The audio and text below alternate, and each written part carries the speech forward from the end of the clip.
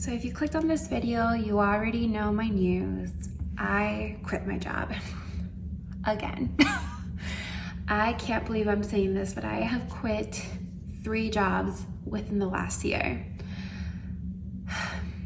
In today's video, I'm going to go over why I quit my job and kind of get into a little bit of the details of what was happening and kind of what's next for me. So let's go ahead and get started.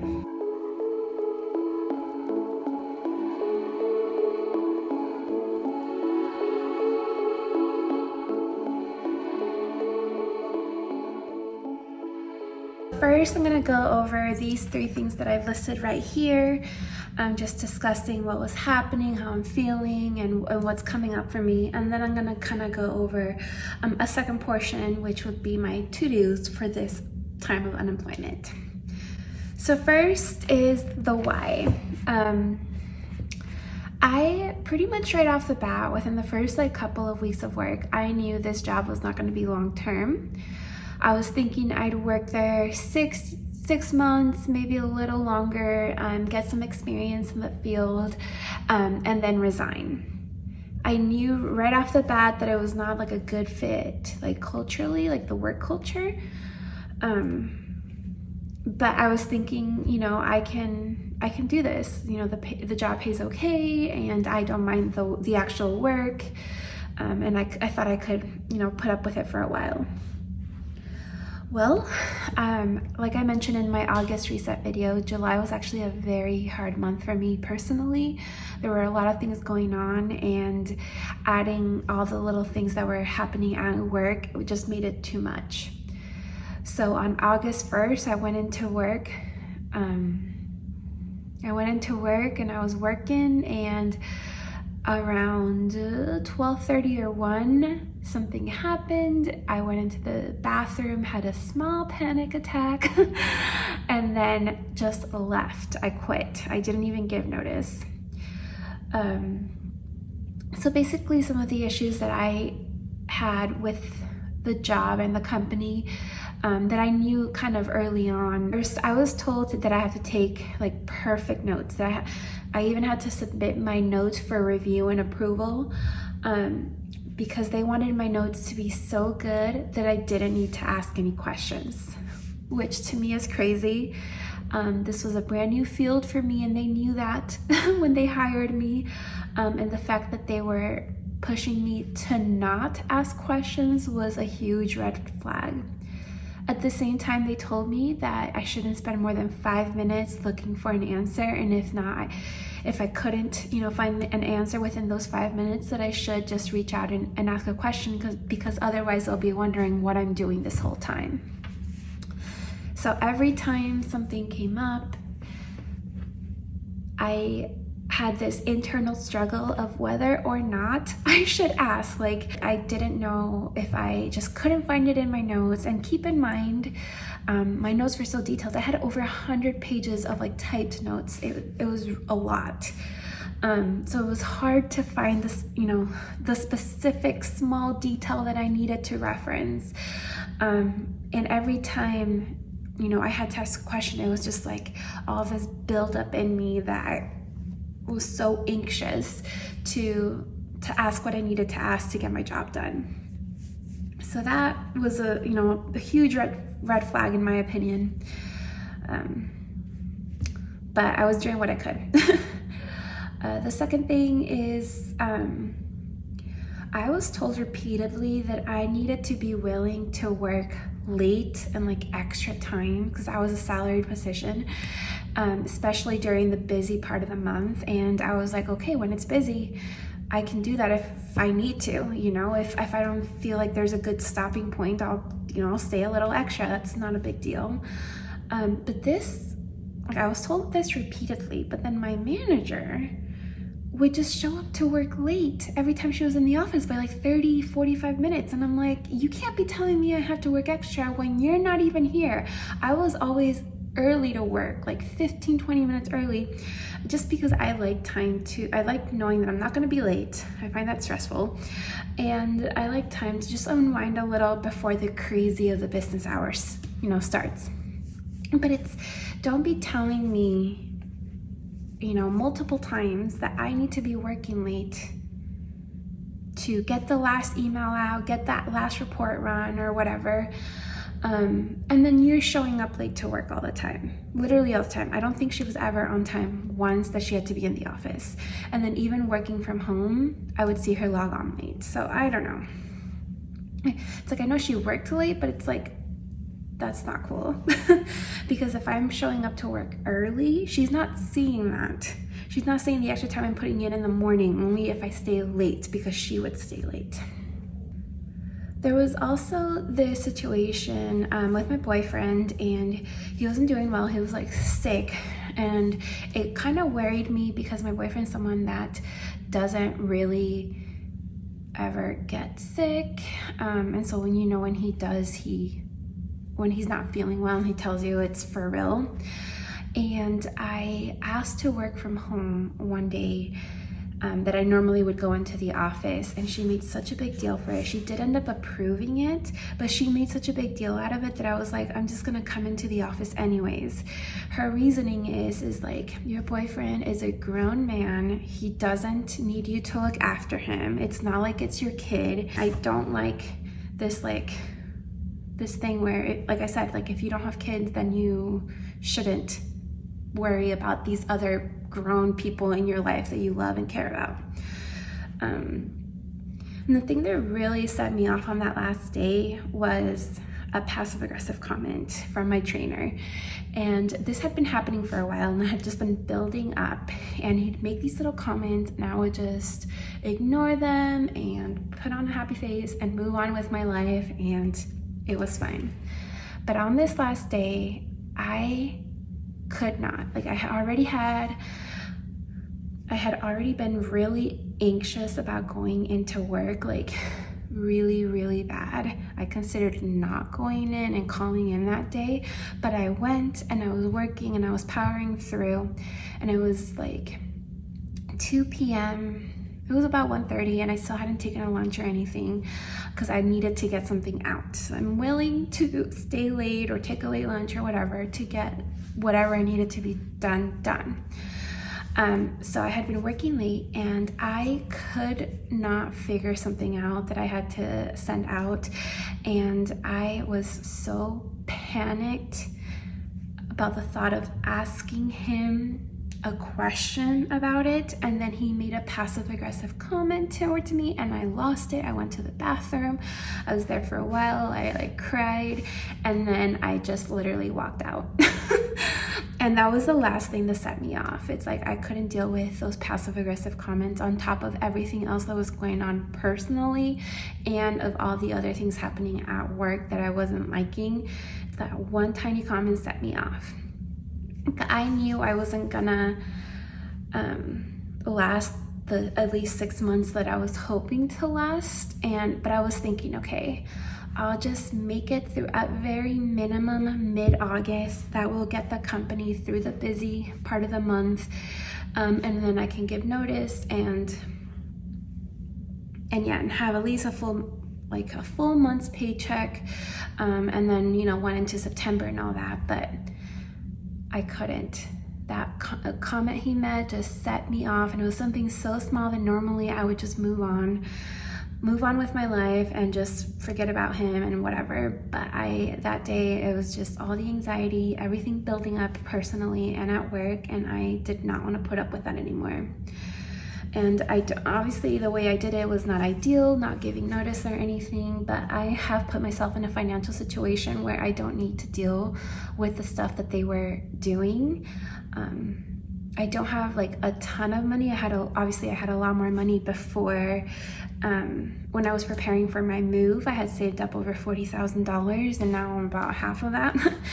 But I do have a little bit of flexibility to quit. I don't need to put up with a job that is treating me badly, in my opinion.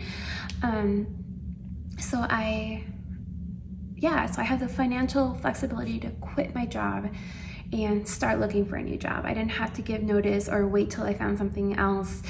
And that's what I did. I decided it's not worth it. I don't need to be having an anxiety attack about going into work.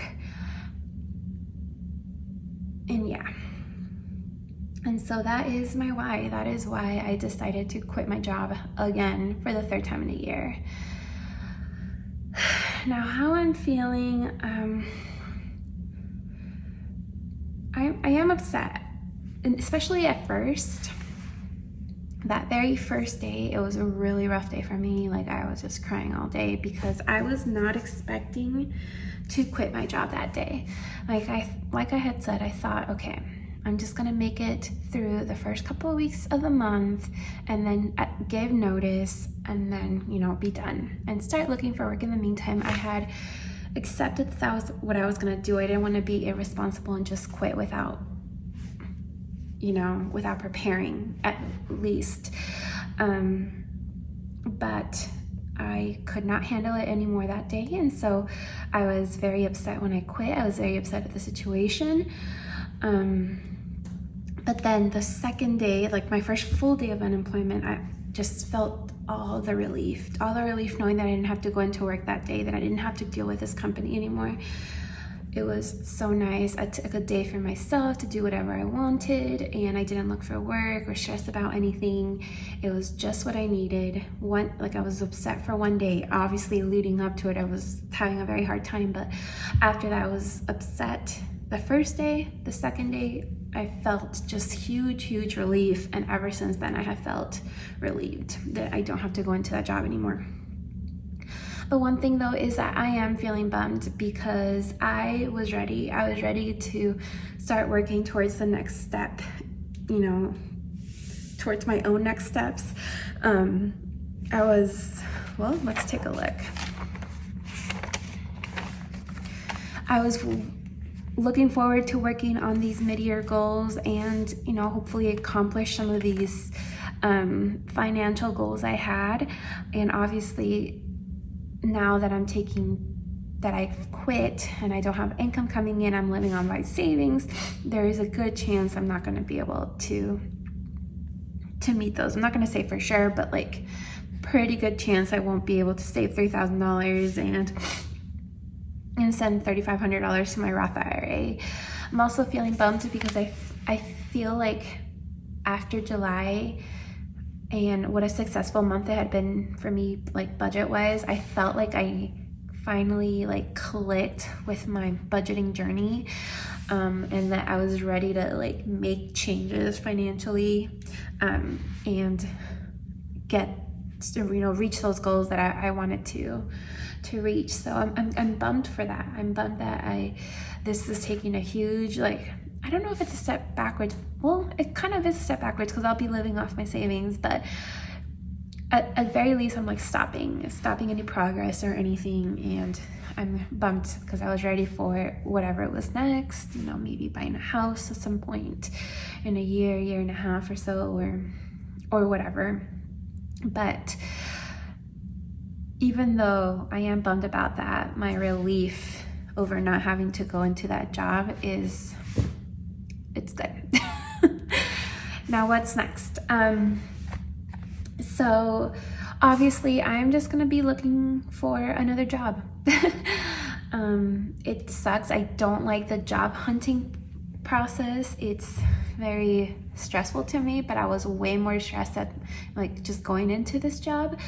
But I am going to make an effort to look for a good job with a good company. I'll be reading reviews for companies using Glassdoor and stuff, and really take that into consideration when even applying, not accepting. I'm not just going to be applying for all the jobs. I'm going to really try to look for something that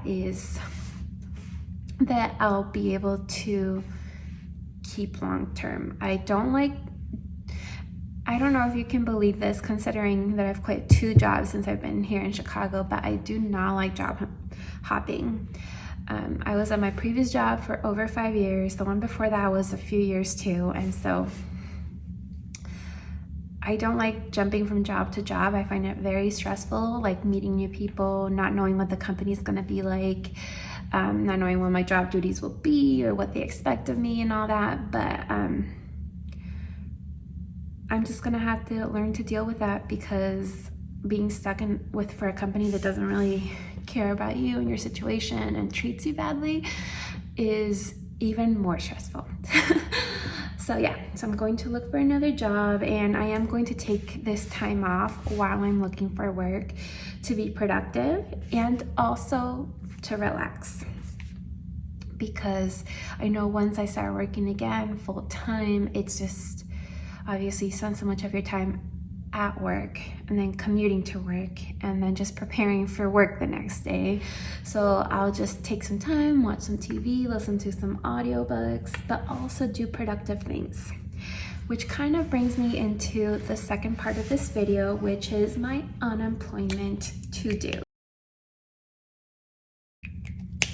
All right, so I have a list of things that I want to be doing during this time, and I'm just gonna take a second to write them all out.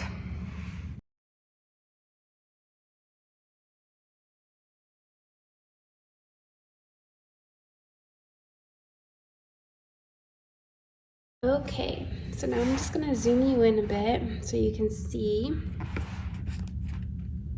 This was a mess because I tried to write it a little fast, but these are my unemployment to-dos and what I'm hoping to accomplish during this time that I'm not working. So first, I'll go over the blue ones, which are YouTube related things, and I want to write out a YouTube description. I don't know if it's like a bio or what, like you have on Instagram, but just kind of a little about section for my channel. I also want to design my YouTube banner that goes at the top of like your page or your channel. I haven't done that yet. I want to film at least 5 videos that are not date specific, meaning that are not like the weekly budget check-ins or like that month's budget with me or something. Just 5 videos that I could, pop in anywhere if I need to. So just to have a little bit of like a backlog. And then I want to catch up on my YouTube comments. I mentioned this in my August reset, I think, but I got so behind with how busy July was and then how crazy it was. I got so behind on my YouTube comments, so I want to respond to every single person because I so appreciate taking the time to do that. And I have been watching a bunch of videos, but I want to start, talking to people and commenting on other videos as well, because I know they take the time to do that with me, but I am watching. It's just with how much I've had going on lately, I haven't had it in like, I haven't had like the brain capacity to really like talk to people, but I'm much happier now. So I'll be doing that. Next is like the orange, and that has to do with a kind of project that I'm working on, which is designing all of my own inserts. Since you guys know in my budget with me's and weekly check-ins, I have purchased all these inserts from various Etsy shops, which I love, but I would prefer to have some consistency throughout, so I'm designing all of my own inserts, and for things that are like completely tailored to me, so I don't have extra boxes I don't need and things like that. So I want to design a monthly budget insert, a month on one page bills calendar insert, and then like a monthly dashboard that I'm gonna use for like pre-planning. And then I was thinking, since I'll be doing this, that maybe I should just open an Etsy shop. So that is my last one down here, is to open an Etsy shop, and it'd be cool just to why not? Because I'm already planning on doing them for myself, so I think it could be fun. And then the final portion has to do with like the apartment. I wanna, and one of my goals, or I guess my intentions for the second half of the year, since I won't be able to focus on these financial goals during this time, I really want to focus on my intentions, and that will be one of them is to like declutter. So I want to work on decluttering my closet and my dresser. There's a lot of things that I've noticed that I can not throw out, like donate. I also want to do a very like deep clean of my closet and vacuum just like every little crevice, all the shelves and everything. So I want to do that. And then I have I want to pack up and declutter my stationery items. I have items that I feel like I'll use at some point maybe, but I haven't already in years, so I think it might be time to just let some of those items go. And then finally, organize my stationery toolbox. I have like a Toyo Steel toolbox full of things that I just threw in there, and I want to organize it so it's nice and clean and easily accessible and everything. Anyways, thank you so much for watching today's video. If you haven't done so already, make sure you give this a thumbs up and make sure you subscribe. Bye.